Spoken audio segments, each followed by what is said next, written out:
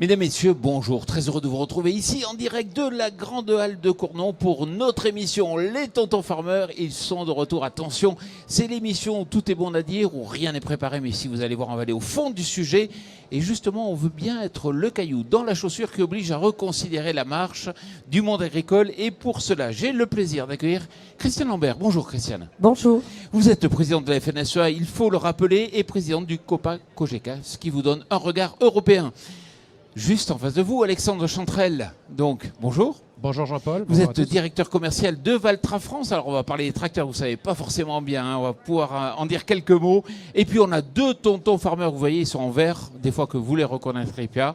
Il s'agit d'Anel Bibard à ma droite. Donc, bonjour Jean-Paul. Bonjour. Et puis, à ma gauche, Kevin Richard. Bonjour Kevin. Bonjour Jean-Paul. L'agriculture française est-elle en surchauffe? Non mais Christiane, vous vous rendez compte de ce qui se passe? Bon, ok, on a du blé à 250 € la tonne, mais on a le prix de l'engrais, il a doublé, il a plus que doublé en un an. Enfin, c'est catastrophique sur le plan des charges. Et puis le prix des tracteurs, hein, il a augmenté 10% aussi, on aura l'occasion d'en parler. On est dans une situation qui est quand même très exceptionnelle. Très très exceptionnelle et très peu de gens savent dire vers où nous allons aller en termes d'inflation encore. Aujourd'hui, en plus de l'inflation, notamment sur les engrais, en raison notamment de l'explosion du prix du gaz, on parle même de problèmes de disponibilité pour les entreprises qui ne se seraient pas couvertes. Certaines entreprises se sont couvertes à 60%, donc il y aura des engrais disponibles, d'autres ne sont qu'à 30%. En fait, il y a plusieurs facteurs qui expliquent cela et c'est de la géopolitique. On parlait de la géopolitique du blé, aujourd'hui on peut parler de la géopolitique du gaz et c'est Poutine qui a la main sur le robinet, c'est pas pour nous rassurer parce qu'on sait qu'il n'est pas forcément l'ami de l'Union européenne tant elle lui a donné des leçons quelquefois. Et pour les engrais, c'est un souci pour l'acier, le bois, qui ont augmenté dans des proportions très importantes, mais là c'est la Chine qui tire. C'est aussi un sujet sur le carton et les emballages qui renchérissent le coût parce que le blé augmente, le blé dur aussi. Et il y a eu tout l'épisode de fin août, vous vous en rappelez, où certains nous disaient que les pâtes allaient devenir un produit de luxe. Bon, sachons raison garder, on est aujourd'hui sur les pâtes avec une augmentation de moins de 2%, donc ça ne va pas ruiner les consommateurs. Donc il faut que nous, producteurs, nous soyons un petit peu dans la rationalisation des éléments qui peuvent s'enflammer quand ils sont médiatisés, et c'est bien d'essayer de décortiquer. Par contre, ce qui est assez instructif, c'est que la chaîne alimentaire a tenu pendant le Covid, les Français n'ont manqué de rien, il n'y a pas de rayon vide, contrairement aux Anglais en ce moment, mais on manque de composants électroniques, ce qui met certaines chaînes de fabrication de voitures et de tracteurs à l'arrêt. Et ça montre bien l'importance de la souveraineté. Nous l'avons mis en avant pour l'alimentation. Je pense que la souveraineté énergétique, la souveraineté aéronautique, la souveraineté alimentaire en premier, parce qu'on mange tous les jours et 3 fois par jour chez nous, ce sont des sujets qui reviennent au goût du jour. Alors, les agriculteurs disent oui, on a la souveraineté, mais on se rend compte qu'on ne l'a pas du tout en matière d'engrais, on ne peut pas tenir longtemps. En matière de tracteurs aussi, hein, aujourd'hui, Alexandre. Alors on a encore la chance de produire en Europe, ça c'est effectivement un fait. Maintenant la grosse difficulté c'est l'approvisionnement en matières premières, que ce soit effectivement l'acier, on parlait de composants électroniques, on est extrêmement dépendant des marchés asiatiques notamment, et en fin de compte on se retrouve pris dans une chaîne où la demande tire très très fort, de manière assez incroyable puisque les épisodes des dernières années avaient montré que voilà, on était sur des cycles très courts où la demande tirait de manière impressionnante et puis on avait une dépression quelques semaines après. Là, ça fait trop de mois que les choses durent et elles sont encore prévues de durer pour longtemps puisque globalement, pour donner un ordre d'idée à toutes et tous, on est sur des délais de l'ordre de 6 à 8 mois. Pour des tracteurs et puis on va dire tout ce qui peut aller devant ou derrière. Ça fait plus d'1 an que ça dure. Le Covid finalement n'a pas été une période qui dépressionnaire mais plutôt très optimiste et le marché s'est enflammé et on se retrouve pris dans des usines qui ont des carnets de commandes qui flambent et qui ne peuvent pas livrer puisque nous manquons de composants. Mais est-ce que ça ne veut pas dire que l'Europe pèse plus grand-chose aujourd'hui quand on regarde que les constructeurs livrent les marchés américains, livrent les marchés asiatiques et l'Europe vient après? Alors vous avez raison. Effectivement, on se retrouve avec un marché européen qui a peut-être tiré moins son épingle du jeu que d'autres, puisque d'autres usines situées sur le continent américain ou même sur le continent asiatique s'en sortent mieux aujourd'hui. Donc on a des questions aussi à se poser. Je dirais que ça c'est l'après-Covid et puis voilà cette période d'optimisme fort qui nous fait revoir le principe de géopolitique mondiale et d'approvisionnement, complètement. Mais Alexandre, dis-moi si je me trompe, mais il ne manque pas que des composants électroniques. Les pneumatiques manquent aujourd'hui. Les manufacturiers n'ont pas cru à la reprise, donc ils ont un peu tardé. On manque aujourd'hui de sièges pour les tracteurs, comme si on n'était pas capable de faire des sièges avec un peu d'avance. Oui, mais si je peux me permettre, c'est 40 ans, 50 ans de Ricardo. C'est-à-dire produire dans chaque endroit du monde là où c'est le moins cher. Certains avaient imaginé que la France, que le monde serait un grand supermarché, qu'on irait acheter sa viande la moins chère en Amérique du Sud, qu'on irait acheter ses poulets les moins chers en Ukraine, ses tracteurs les moins chers je ne sais pas où, et ses voitures et ses jouets les moins chers en Chine. Et là, on commence à nous dire, attention, on va manquer de jouets parce que... Alors, il y a un autre élément qui entre en ligne de compte, c'est la désorganisation du commerce et des containers. Il y a un vrai bazar sur les containers qui sont un petit peu partout et qui compliquent aussi les choses. Et donc, ça ramène aussi... On peut, oui, faire des sièges en Europe, mais ils seront plus chers. Attention aux effets d'annonce aussi, si je peux me permettre, parce que la communication qui y est associée est très alarmante et très alarmiste. Et elle est parfois pas du tout le reflet de la réalité. Donc il faut qu'on soit tous très très attentifs par rapport à cela. Par exemple, une chose très simple qui va sortir de l'univers du tracteur. On entendait parler de semences qui à un moment n'allaient pas être disponibles pour tous. Et puis finalement on s'aperçoit que les semences, tout le monde a réussi à semer ce qu'il y avait à semer, je pense notamment au colza il y a quelques semaines. Et ceux qui avaient besoin de se réapprovisionner ont réussi à se réapprovisionner sans aucun souci. Parce que la France est un grand pays producteur de semences et le premier exportateur mondial. Ce n'est pas le cas pour d'autres domaines industriels où la France a désindustrialisé, a laissé filer un certain nombre de ces productions que nous faisions auparavant en France au nom de la rationalité et du produit le moins cher. Et donc la raison et la responsabilité incombent aussi à un certain nombre de décideurs politiques qui ont laissé faire ce mouvement-là. Donc la souveraineté, elle se pose vraiment pour tous les secteurs. Là où je vous rejoins, c'est qu'il ne faut pas dramatiser. Ils ont dramatisé sur les pâtes, tout le monde s'est affolé. Résultat des courses, moins de 2% de hausse, c'est pas la mort d'un homme. Surtout qu'on mange 9 kilos de pâtes par personne et par an. Faites le compte de plus de 2% sur des pâtes à 1,50 € kilo, ça va pas chercher bien loin. Et c'est vrai sur beaucoup de produits, puisque au final, les augmentations de matières premières ont que peu d'influence sur le prix final des produits qui sont finalement consommés par les consommateurs. Ouais, mais le doublement du prix de la tonne d'engrais, ça va avoir un impact. Bien sûr, et la difficulté, c'est la brutalité. La brutalité avec laquelle l'augmentation gaz se fait, 80% de gaz pour faire les engrais, la brutalité avec laquelle tout le monde reçoit cette information sans levier, comment faire ? Le syndicat des engrais, l'UNIFA lui-même, se demande comment faire aujourd'hui. Et ça nous amène à raisonner autrement aussi. Certainement, quand on est polyculteur éleveur, on se pose même la question. On a aujourd'hui des producteurs qui sont grandes cultures pures et on en aura toujours. Et il faudra trouver peut-être d'autres solutions et des alternatives. Alors déjà qu'on doit trouver des alternatives pour le traitement des cultures, maintenant s'il faut trouver des alternatives organiques, naturelles, européennes pour les engrais, je ne minimise pas du tout la difficulté. Oui. Mais sachons raison garder, nous qui sommes des gens du temps long, ne tombons pas dans l'excès, la BFMisation des actualités, où on nous dit toujours ça va être affreux, ça va être affreux. Moi j'ai pris des rendez-vous dès la semaine prochaine avec le syndicat des producteurs d'engrais, avec un certain nombre d'entreprises aussi, pour faire un point sur la réalité de la situation, comme monsieur le fait très justement sur les tracteurs, les composants Mais tracteurs. Christiane, est-ce qu'on n'a pas quand même un petit souci de compétitivité ? Vous savez qui c'est qui ferme le robinet ? Ce sont les Russes. En partie. Il y a aussi l'Arabie Saoudite, il y a aussi les pays de l'OPEP, mais ce sont les Russes. Eux, le prix de l'engrais, ils ne vont pas l'avoir au même prix que nous, au final. Oui, mais là, ce n'est pas une question que de compétitivité, c'est une question de disponibilité de gaz. Ou alors, il faut trouver autre chose que le gaz pour faire des engrais. Personne, pour l'instant, ne l'a trouvé. Si aujourd'hui, on fait la tonne de blé à 150 € la tonne, là, en production, on va être forcément plus cher et on va être beaucoup plus cher que les Russes. Alors les Russes ont la chance d'avoir et le gaz, et les terres, et les engrais, et le blé. Et aujourd'hui, nous concurrencent, là où d'habitude ils étaient nos clients, ils deviennent nos concurrents, notamment dans le bassin méditerranéen. Et comme ils ont plus d'espace et moins de charges, effectivement, leurs blés sont plus compétitifs que les nôtres. La question de la compétitivité, elle est entière pour la France. Elle est entière sur l'aspect sanitaire, sur l'aspect social, le coût du travail et de la main-d'œuvre. Elle est entière aussi sur les normes environnementales que nous nous imposons.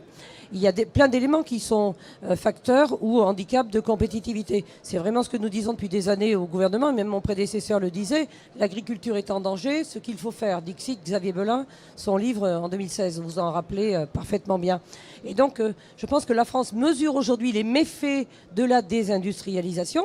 Agnès Pannier-Runacher, la ministre de l'Industrie, sillonne les plateaux télé en disant réindustrialiser, relocaliser. Eh bien, nous disons il faut réagriculturiser aussi, parce qu'on a laissé filer 60% de nos fruits, etc. etc. Et ils vous écoutent ?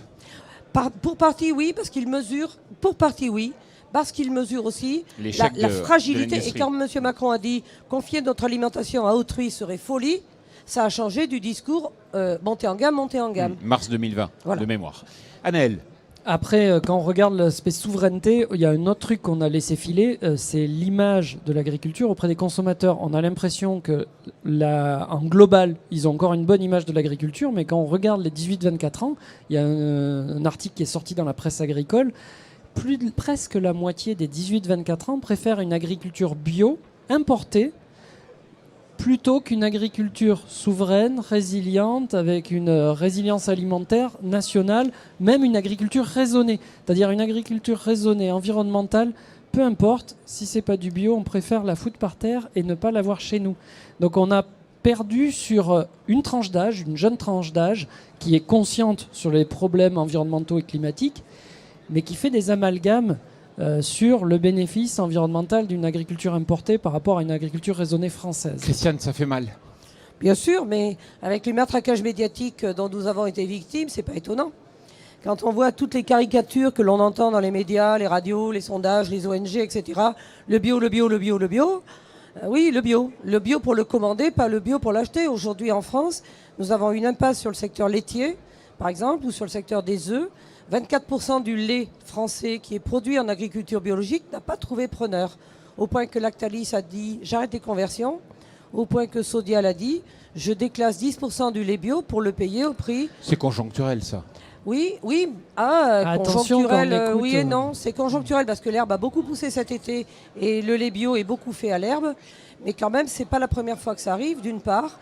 Et quand l'Europe prévoit 25% de bio, moi, je veux que les consommateurs soient citoyens jusqu'au bout. Vous savez, comme a dit le ministre au SPACE, et vous y étiez, citoyen le matin, puis consommateur dans le quart d'heure. Parce que malgré tout, le premier motif d'achat, toutes les enquêtes le disent, c'est le prix. Le prix de l'origine.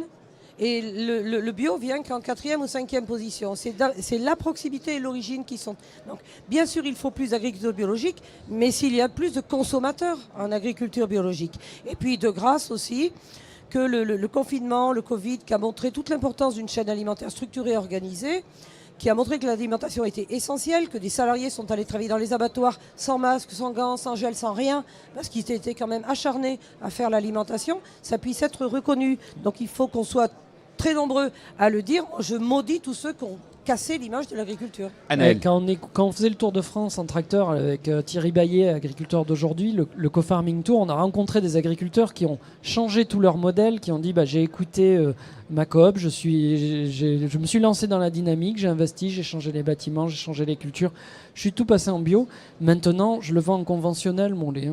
C'est du lait bio et il passe en quota conventionnel parce qu'il n'y a plus... Ça trouvait plus de débouchés et ça date pas de moi. Donc quand on écoute Sandrine Doppler, une experte sur la transition alimentaire, elle nous le dit très bien. On ne se nourrira pas la France qu'avec du bio. Or, on est en train de ne pas construire l'image auprès des jeunes consommateurs. Et là, pour le coup, c'est même pas une surchauffe. C'est un refroidissement du lien qu'on a avec les consommateurs. Tour de France en tracteur, Valtra, qui a été mis à Je pensais que tu disposition. l'aurais cité, Anaël. Je te remercie. Mais tu vois, il fait pas de pub, très directement. Kevin, tu souhaitais prendre la parole. Compléter que c'est pas anodin si on a ces retours-là des jeunes, quand on voit les discours qui peuvent être tenus sur la décroissance alimentaire, sur la décroissance des rendements, sur des choses qui paraissent complètement aberrantes dans le monde dans lequel on vit, où la demande alimentaire mondiale ne fait qu'augmenter. On est une des zones du monde les plus... Pardon. Tu penses à Sandrine Rousseau, là? Oui, mais pas que elle. Ils sont nombreux à faire ce genre de discours. Rousseau, Bateau, Biteau, Jadot, ils l'ont tous dit. Hein. Bon, oui, et certains sûrement hors de ce parti, qui n'hésitent pas à aller dans ces discours-là qui sont purement démagogiques, puisqu'on sait que structurellement, la demande en produits agricoles va augmenter. Et elle ne va pas augmenter juste en 2021 ou en 2022. Nos agriculteurs vont être confrontés dans les années qui viennent à une demande très très forte sur les commodités, sur le blé, le lait, les œufs, le porc. Et on est en train de se tirer une balle dans le pied alors qu'on est une des zones agricoles les plus rentables au monde. Il n'y a pas d'endroit plus efficace que le Grand Ouest de la France pour faire du lait à l'herbe, pas mieux pour faire de la viande de qualité que le Massif central. Voilà, c'est comme ça. Bon, le constat, tout a augmenté, les tracteurs ont augmenté, mais quand ça ira mieux, redescendront bien sûr le prix des tracteurs, Alexandre. Alors, je ne vais pas faire de pronostic. On peut tous l'espérer, effectivement. Attendons que le prix de l'acier baisse avant. Tu t'en sors bien. Alors, mais les agriculteurs, est-ce qu'ils sont vraiment raisonnables là aujourd'hui? Ils achètent du matériel, ils défiscalisent parce qu'on a des prix du blé qui sont élevés, des récoltes qui ne sont pas trop mauvaises. Qu'est-ce que vous leur conseillez? Le conseil, c'est la gestion prudentielle. Je crois que le climat nous rend humbles chaque année un peu plus.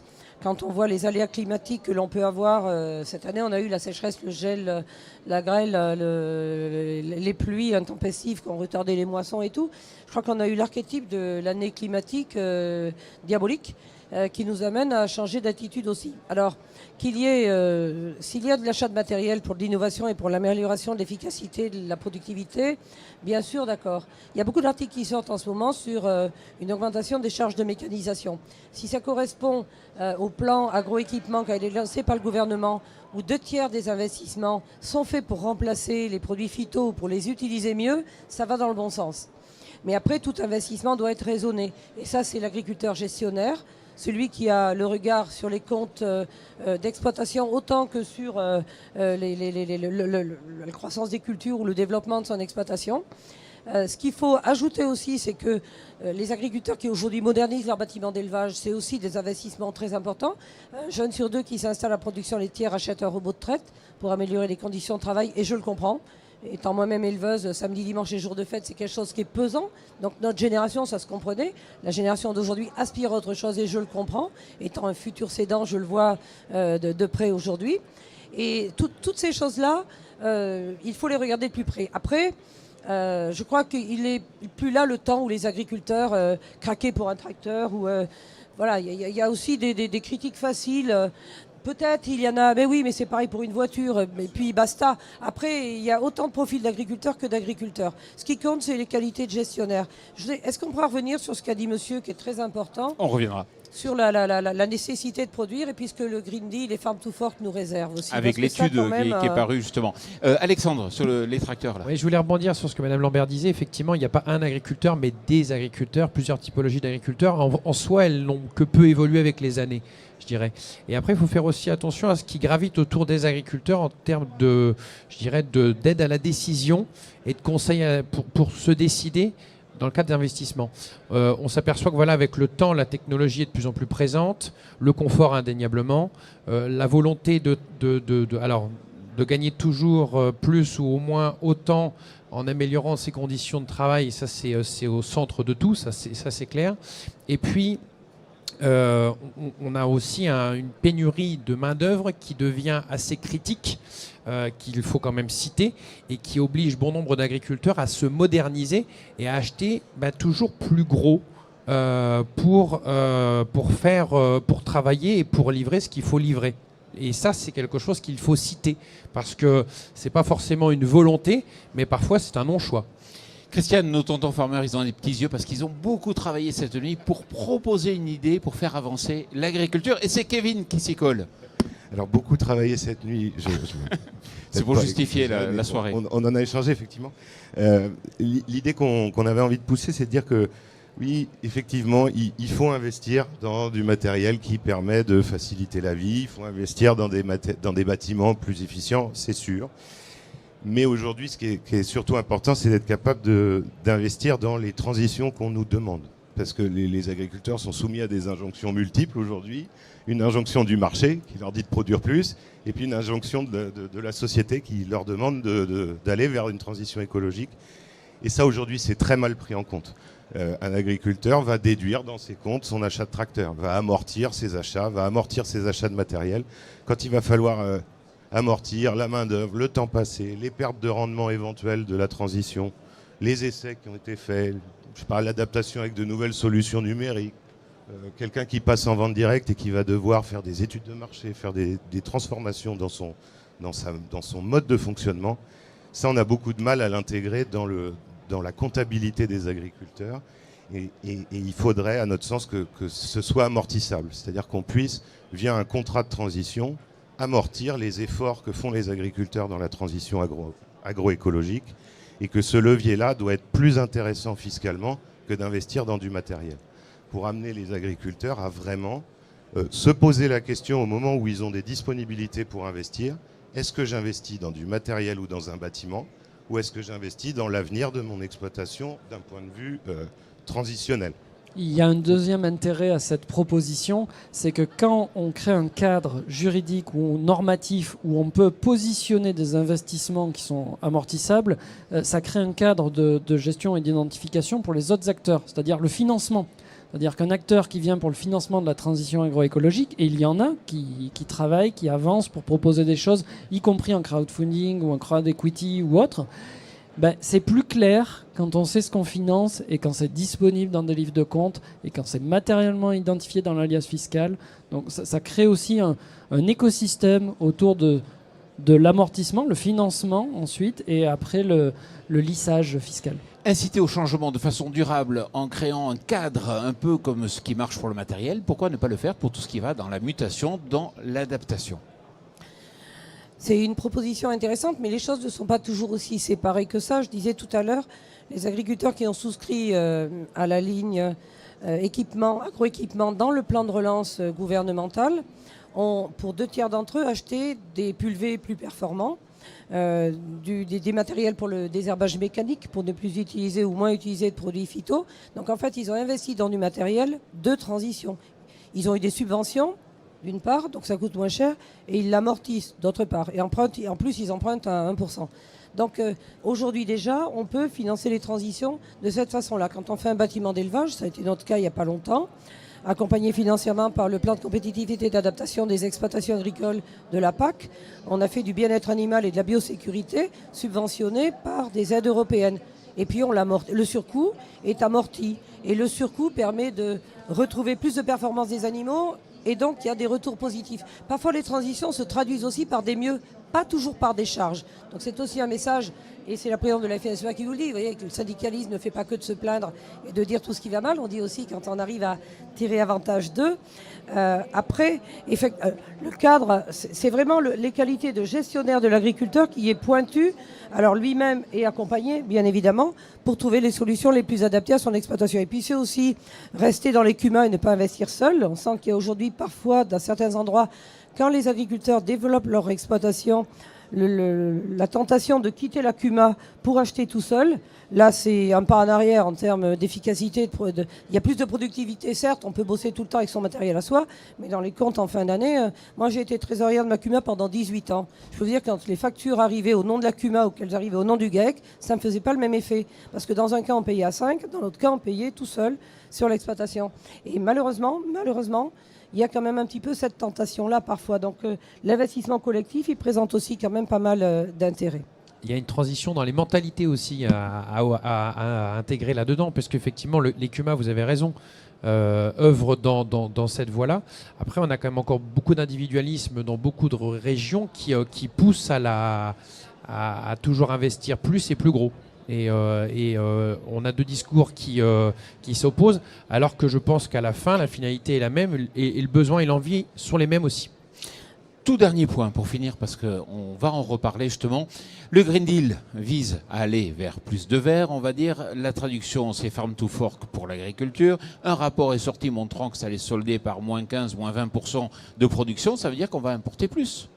C'est pas un rapport, c'est 4. Jean-Paul. 4 C'est rapports. bien ça qui est problématique. Une étude américaine, une étude allemande, une étude Pays-Bas et même la première évaluation de la Commission européenne disent moins 10 à moins 15% de production selon les filières, plus d'importations, moins de revenus pour les agriculteurs et augmentation du prix de l'alimentation pour les consommateurs. Faux sur tous les tableaux. Donc on va importer plus de produits et les gaz à effet de serre évités en Europe en produisant moins sont compensés pour 50% par les importations. Donc on importe des produits qui ont un moins bon bilan carbone. Donc c'est totalement aberrant et c'est une capitulation de l'Union européenne que nous refusons. Alors on a vu hier que ça ne déplaisait pas à Pascal Lamy, ce qui nous inquiète quand même. Le ministre, lors de la présidence française au 1er janvier 2022, doit se battre pour que les autres pays européens aient la même vision. Je peux vous dire qu'au COPA, on est tous vent debout contre les niveaux du Farm to Fork. Qu'il faille une agriculture plus durable, oui, nous le savons tous. Par contre, fixer des niveaux comme ça, régresser en production, c'est contraire à tout ce qu'on peut imaginer. Au point que les États-Unis et un certain nombre de pays sont en train de s'organiser pour livrer en France les produits que nous ne produirons pas. Ils ont tout compris. Et ils se frottent les mains. Et ils se frottent les mains, ils auront un mauvais bilan carbone, mais on importera. Et donc les consommateurs doivent être à nos côtés. Quand on a lancé le slogan « N'importons pas l'alimentation que nous ne voulons pas », les Français nous ont suivis. Et même le gouvernement, qui n'a pas amené le CETA au Sénat et qui n'a pas ratifié Mercosur. Donc là, vraiment, c'est un moment clé pour l'Union européenne qui se ridiculiserait si elle capitulait sur l'alimentation. Christiane Lambert, merci beaucoup d'avoir participé à cette émission. Les Tontons Farmers, je remercie aussi Alexandre Chantrel d'être venu défendre la cause du tracteur. Et mes Tontons Farmers, Kevin et Anaël, merci beaucoup. Et puis surtout, merci à vous et rendez-vous pour la prochaine émission, Les Tontons Farmers. Est-ce qu'il existe des Tata Farmers ? Exactement. Avec Et de plaisir. plus en plus. Merci à vous. Bonne journée. Merci à vous. Merci.